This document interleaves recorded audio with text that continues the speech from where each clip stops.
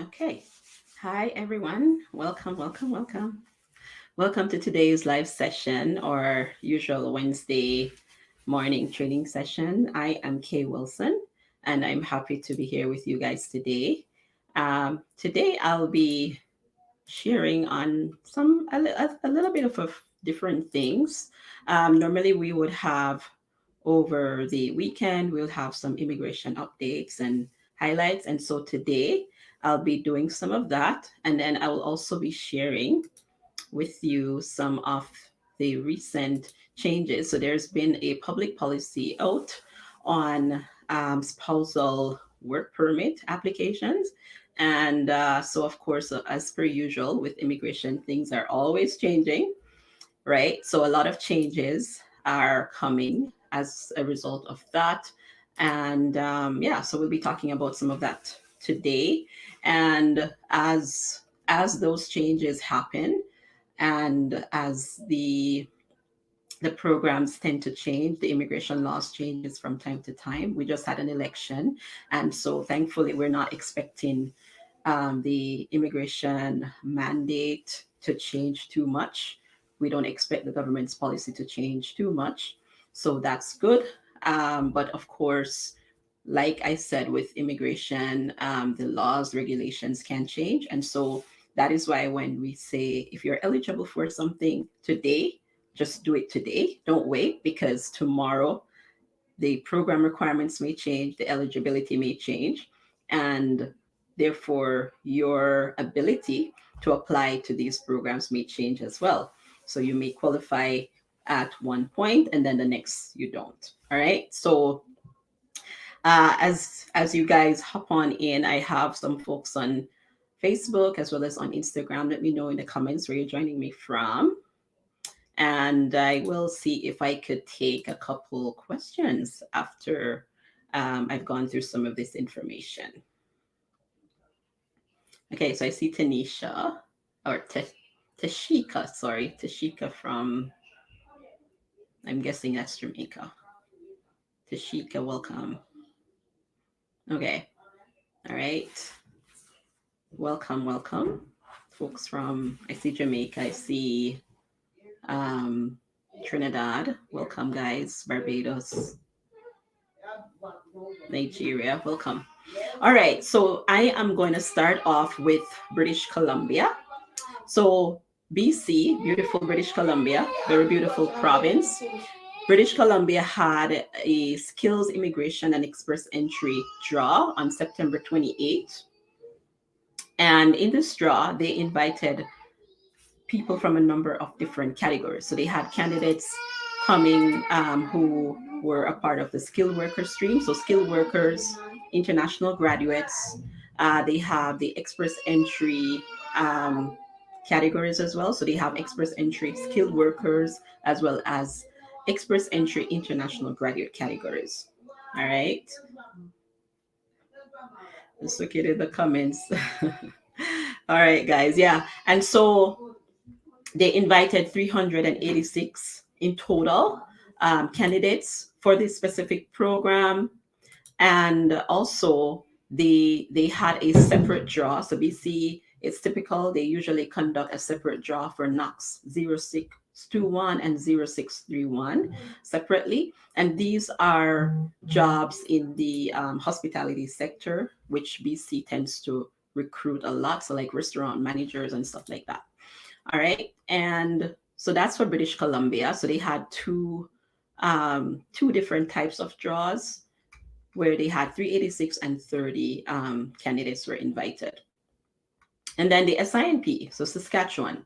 So for those of you who follow us or have been following, you'll know that I am based in Saskatchewan. So I'm in Regina. And so Saskatchewan is, of course, dear to my heart, and it's a very excellent program. And I've had a lot of clients who have had successes with this program and who are here now. So they're either living in Regina or Saskatoon. And yeah, so Saskatchewan invited 391 candidates. So they have an invitation where they issued 391 invitations to apply for permanent residence. So these are candidates that they have been selected to apply for permanent residence in Saskatchewan, right? And so they selected candidates from the occupations in demand stream as well as from the express entry stream. With Saskatchewan, the programs are based on your knock. So for this program, you need to know what your knock code is and to determine whether you qualify and whether you're able to apply for this program. They have one that is in occupations in demand as well as one that is express entry aligned. Like I said, it's based on knock code. So, and for those of you who have been following me on YouTube, as it relates to the knock, so the knock system is getting a major overhaul. All the codes are going to change. The classification for some jobs, especially those in not the occupations, that they will change. So a lot of changes are coming, and this is expected to be finalized in early spring of next year. And of course, it will also impact all immigration programs because the programs are linked to your knock. So it's based on your knock that you know whether you qualify for different programs, right? So it's going to be very impactful.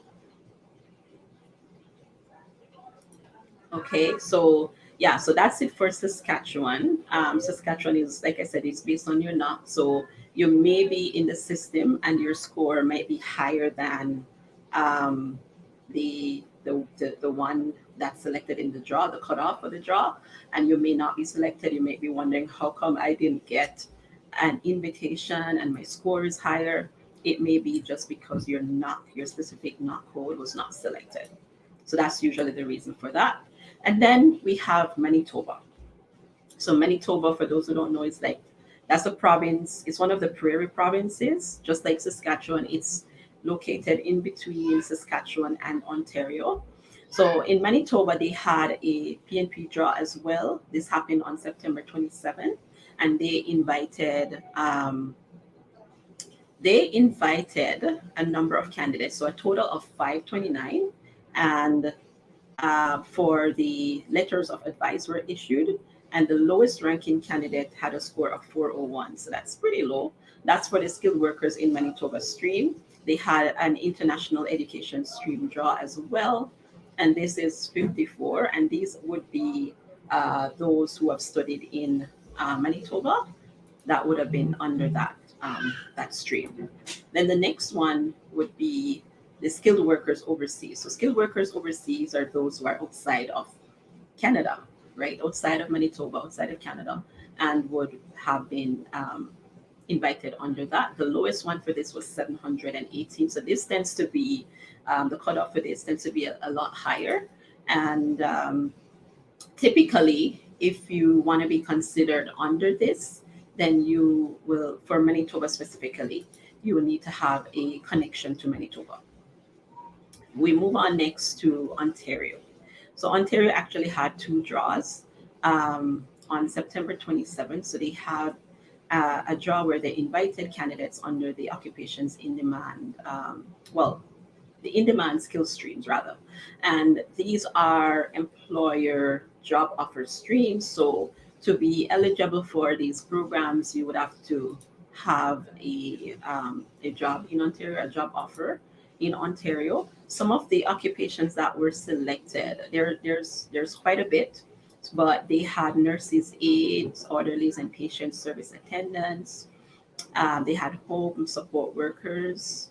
They had, and that excluded housekeepers. They had general farm workers, nursery, and greenhouse workers. And this is because Ontario tends to have a lot of manufacturing companies there. So you'll find that they will have these draws for, especially for the job offer stream, for these type of workers. So harvesting laborers, butchers, and meat cutters were invited. And then they had for some other occupations, mostly outside of the GTA. So the GTA being the Greater Toronto area. So outside of the GTA, they also had like machine operators, metalworking operators. There are quite a bit, and these were mostly the skilled trades occupations for the second category. All right, and then I'll move on to Prince Edward Island. So Prince Edward Island is Canada's smallest province, and it's located on the east coast. It's an island, and it's a part of the Atlantic or Maritime provinces. So they had a draw on September 16, where they invited candidates from their expression of interest system. All right. And so that's for PEI. PEI is one of the, it's a good one. I would say if you are in the express entry system, then you definitely want to consider PEI as an option to boost your score with a provincial nomination. All right, and then I'm going to touch on the changes with the legislation. This is a public policy that's been recently released, and it relates to getting a work permit, and specifically work permit for spouses. So for example, if you're coming to Canada to study, so if you're coming as a student, the immigration laws in Canada allows for you to come with your spouse or your common law partner. And of course, with every program, there are uh, eligibility requirements, right, that you must meet. But essentially, if I were to put it very plain and simple, you can also apply for an open work permit for your spouse. So one person would be studying and then the other person would be working. So they're making some changes to this because there were some loopholes, so to speak, in the process. And you had students who would, so the one spouse would study, one would work, and then sometimes people would drop out of school. So like the one that is studying would drop out of school and try to find a job, and then the other person would continue to work. But remember, the spouse's work permit would have been issued based on the premise that there was one person that was studying. That's how you become eligible. So they're changing this. They're changing it, and so they're making it a lot more difficult for people to do that. And I'll just go through the policy um, quickly. I won't go through all of it, but I'll just highlight some things that they're noting. So they're noting the principal. So they've identified one person as a principal foreign national, and that is the person who obtained the study permit, right? So the first person who was approved. So the spouse that obtained the study permit or the spouse that obtained the original work permit. And then that person would be they classify this person as the principal foreign national. So essentially they are the primary applicant. And so what they're saying when they're assessing a spousal open work permit application, that person remains the principal foreign national, the principal applicant. And so it cannot be switched around. What usually happens as well is some people may come on a study permit, one work, one studies. At the end of that, things may not work out the way they want to. So the other person decides, the person who was working then decides that they're going to study. And then the person who was studying then decides to apply for an open work permit so that they can stay longer, so they extend their stay in Canada. So that will also not be possible anymore with these changes. And so there's now an onus to ensure that when you're coming to study, when you're coming to Canada and you're using studying as a pathway to get there, that you have a plan.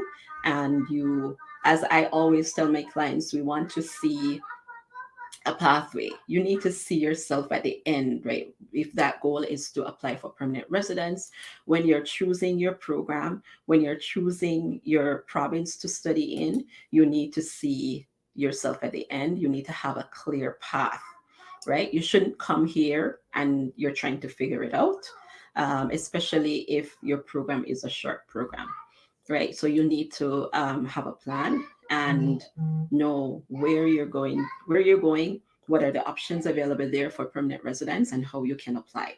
So it just requires a lot more strategy and planning. And so that's what we do, right? So that's what we do for our clients. And so all those clients that you see, so from time to time, especially if some stories are just, more interesting than others. And we'll share some of these approvals from time to time. And it's because of some of the difficulties that these clients tend to experience when they go through the process. And we'll share stories just to encourage and to inspire, right? And so that's usually what we do with our clients. We're ensuring that we have the right strategy going in. And personally, if I feel that you won't be successful and that I can't help you, I won't take you on as a client. That's just that's just my personal principle, and that's how um, I guide my team in what we're doing. And yeah, so I feel like that's very important.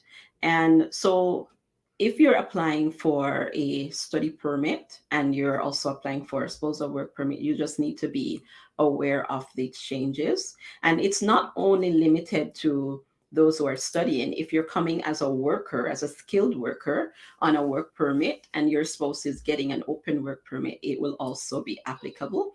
So one of the things that they want to ascertain, that I think they're gonna dive into this a little bit more, is the genuineness of the relationship.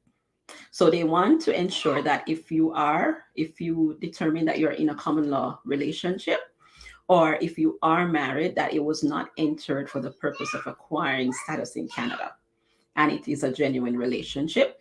Usually this would be something that they would focus more on at the time of spousal sponsorship, but they are actually, with this new policy, and this is a policy guideline that they are releasing for the staff at IRCC.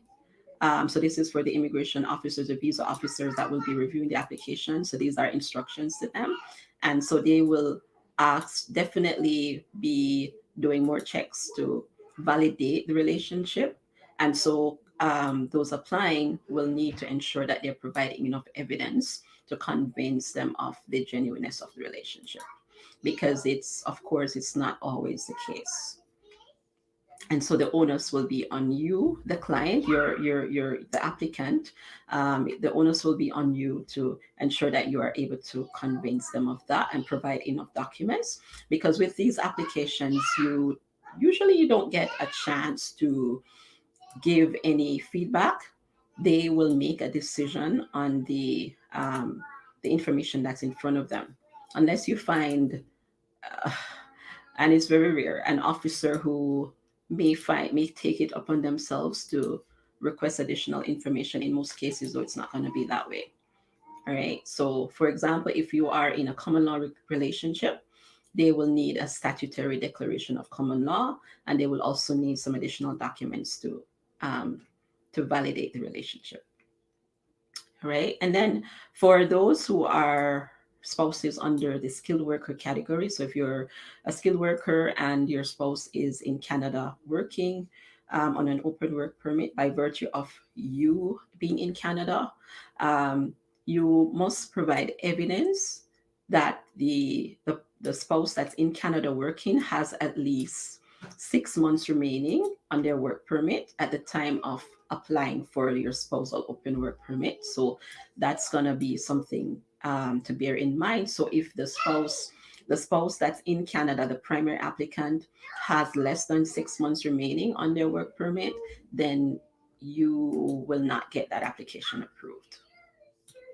And then, of course, there are other eligibility requirements that must be met as well.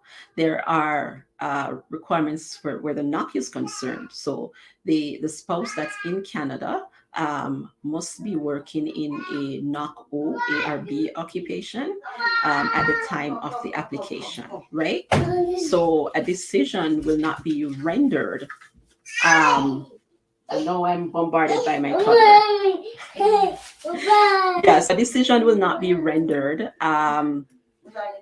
until you can prove. So, as the applicant, you can prove that you're employed in a NOC or ARB occupation, right? So that's going to be important as well, and they will need a letter from the employer confirming this. And there are certain things that need to be on the letter. For example, um, you need to demonstrate that you are doing the duties of the NOC that you are working under. So that's going to be very important. All right. And then, of course, for those who are on study permit, so study permit applicants who are applying for open work permit for their spouses, of course, the study permit must be valid at the time of applying, right? And then also, remember, not all programs in Canada are eligible for a post graduation work permit. So that's something that you would have to be mindful of as an applicant if you're applying for school in Canada. Your program must be post grad work permit eligible if you want to apply for a open work permit, an open work permit for your spouse. So that's going to be very important. Okay. And so those are just some of the major changes that I wanted to go through um, for those who are looking at doing this. And it's going to be significant because I've seen, like, I have one couple that I'm working with right now, and that's what they did. They've been in Canada for a long time, but they're just not permanent residents yet. And that's essentially what they did to remain longer. So one person may have like one partner, so one person studies for about 2 years, that while the other person worked. Then, of course, at the end of that studies, they will also get an additional period of work on the open work permit for the student, and by virtue of that, the spouse will also be able to get that their work permit extended. Then, following that, nothing worked out for them, but then the person who was working all this time now enrolled in a program, and now they are able to study while the spouse who was studying now gets an additional or an extension to their work permit. So that was a strategy that a lot of couples use to stay in Canada longer if for whatever reason they were not able to apply for permanent residence right away. And so this is no longer going to be possible. Only one person can study, and then the other person works, and then that's it. So you'll have to figure out your way from there. Um, and again, that's why I said you have to come with the right strategy and have the right information. Don't, just go by whatever you're reading in forums online.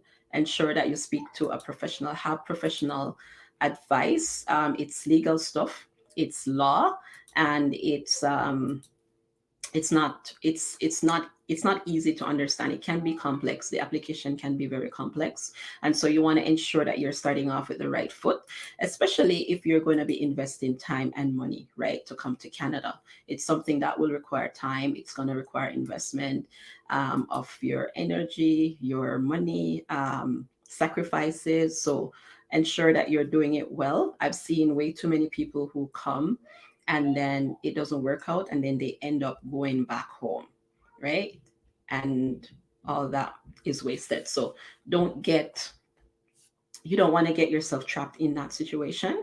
So proper planning. And then, of course, if you want to consult with us, if you're joining us from Instagram, there is a link in our bio where you can access our consultation options. So there are different types of consultations there. So visit the link in bio. And for those on Facebook, you can go on our website. We'll post it in the comments after.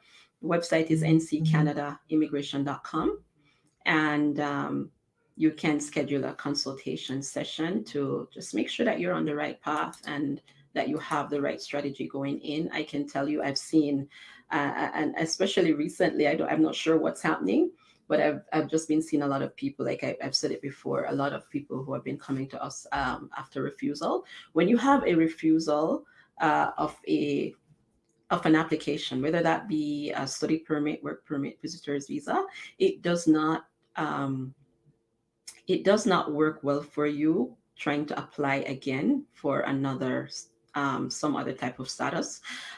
It is possible, but it does make the application even that more complex, and it's going to cost you more. So my advice is get it done right the first time and save yourself it's gonna the time and money and headache that will cause. Okay. uh, and then I see some questions here. Let's see. Thank you guys for your feedback. Okay. Vanessa is saying, how can me and my family get into PEI? PEI's immigration program is one of the provincial nominee programs, but remember there are a number of different programs. So how we normally work with clients is we'll have to go through an assessment, and we do that by way of the consultation to review both. If you're married, we will look at both you and your spouse and look at the options that are available based on your um, personal situation, and then from there we'll be able to make some recommendations, and then we can help with the application as well. With the clients that we work with right now, we actually handle the application process for you from start to finish. So that's how we would normally work. Like you gather your documents, you get a list of everything that you need, you bring them to us, and then we will apply. So we take it from there. We kind of apply on your behalf. And do you think New Brunswick is a great province due to new rules?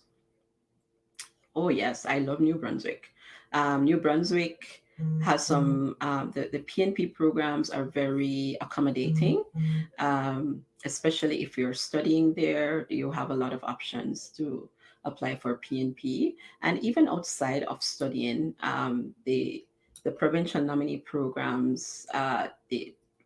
In my experience working with clients' application and working with them, they're great to work with, and the turnaround time that we've found with applications there has been really quick. That New Brunswick and Saskatchewan. So like Saskatchewan, we receive nominations sometimes 2 weeks, sometimes 1 month. So it's been pretty quick.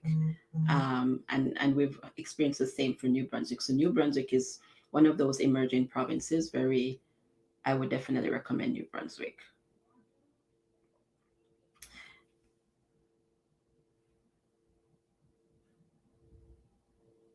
What's the probability of applying for a job from Jamaica?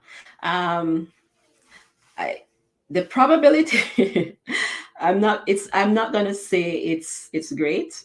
When you're applying for a job from outside Canada, just imagine, right? You have a number of factors against you, more against you than for you. You are outside of Canada. The employer has to pay to offer you the job. Remember, they're looking for workers, but at the same time, they have to pay to get you. Most of them don't want to do that. They can post a job on a job board in Canada, and if they can find somebody within Canada, that's it. They don't have to pay. So when you're an international candidate, you're outside the country, you will need a work permit to work in Canada. They will most likely have to apply for an LMIA in order to get you here. And then the LMIA itself takes time, and they have to pay $1,000 per worker for the LMIA, right? And then following that, they after the LMIA and advertising the job and all of that, and proving to the government. So the government has made it so for a reason, I believe. There's a lot of red tape around acquiring jobs and acquiring workers from outside of Canada. The LMIA process is a very onerous process. I've said this before. And so once they have, even if you did find the LMIA and they're willing to offer you the job, the next step is to apply for the work permit. So they will have to wait for you to come to Canada, right?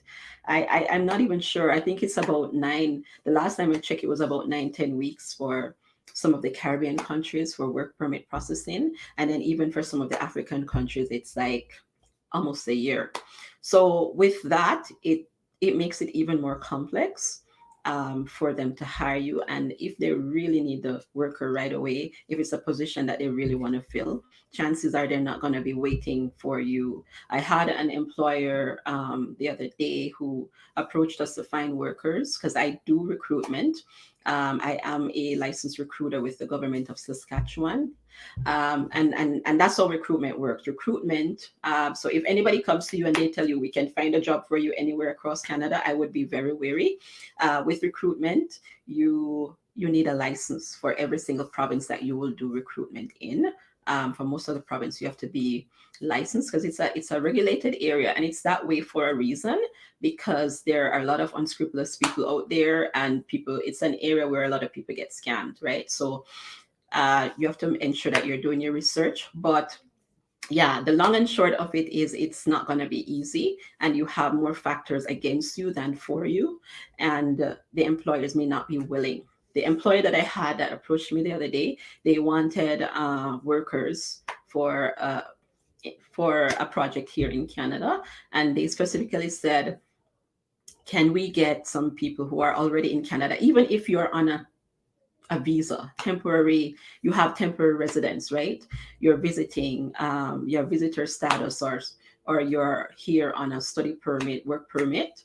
They're more inclined to work with those people, and those who are from a visa exempt country. So those people who can apply for an ETA and literally just book a flight and come to Canada, those were the people that they were asking for. And then the other criteria that they had was, um, they wanted people who were from a country. So they said, find us some folks from a country where the processing times of the work permit was very short. So these are the factors, unfortunately, that are considered when they're doing that. And um, I'm not saying it's impossible, but it's definitely gonna be something that takes time and energy, and it's not easy. I've had people who have actually gotten offers from employers, and then when they find out that they're not in Canada, or they will need support to apply for work permit, then that was it.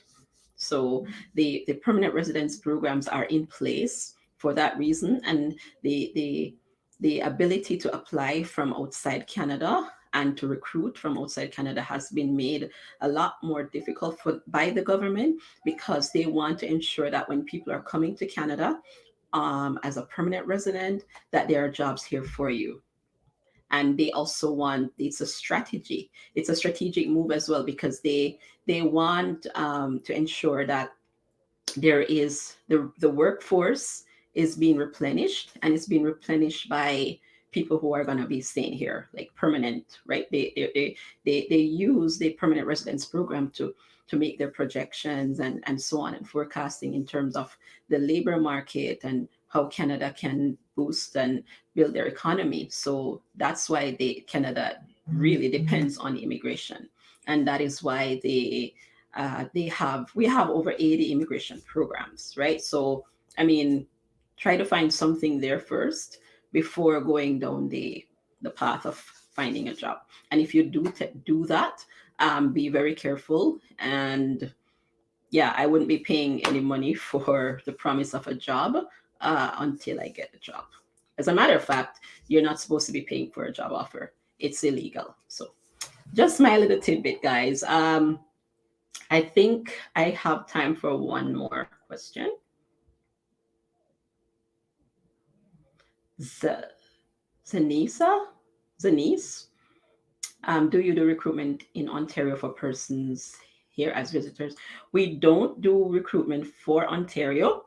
We do recruitment for Saskatchewan. So if you are here as a visitor in Canada, you if you're willing and able to relocate to Saskatchewan, then yes, we can help you with Saskatchewan jobs, but not for Ontario.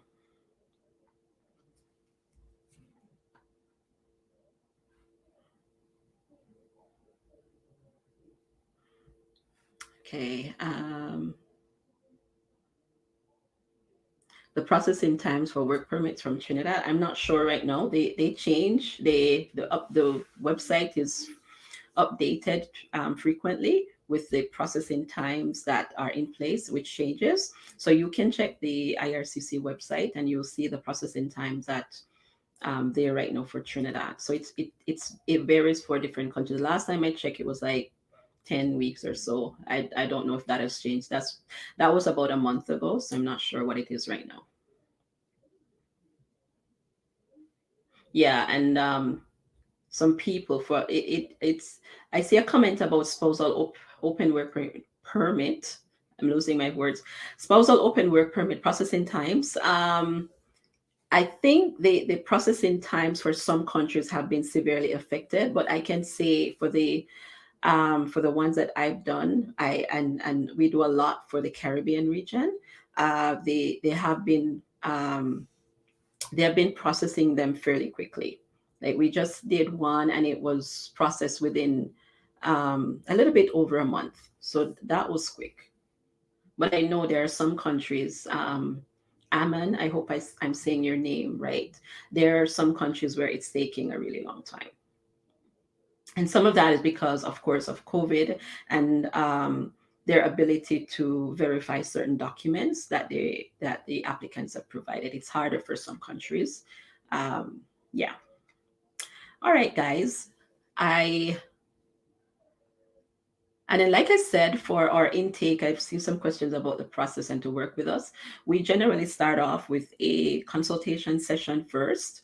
And then from there, we are able to set out how we can work together, and that will help us to determine which pathway you will be going, and we can better advise you on that. So that is how we usually start off working together. So go to the links I mentioned, and we'll post them in the comments as well.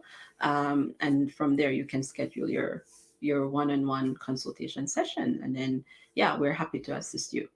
All right. So thank you so much for joining today. I hope you found the information useful and informative. And be, like I said, be very strategic about how you're going about your applications, especially if you're coming to study and you're bringing a spouse who will be on an open work permit, or if you're a skilled worker and you're applying for a bridging open work permit, or you are having your spouse apply for a work permit. Just be aware of these changes. And guys, I will be back with you next week, same time. We're a little bit earlier this morning because I actually had an appointment that I couldn't change.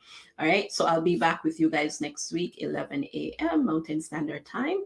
And take care until then.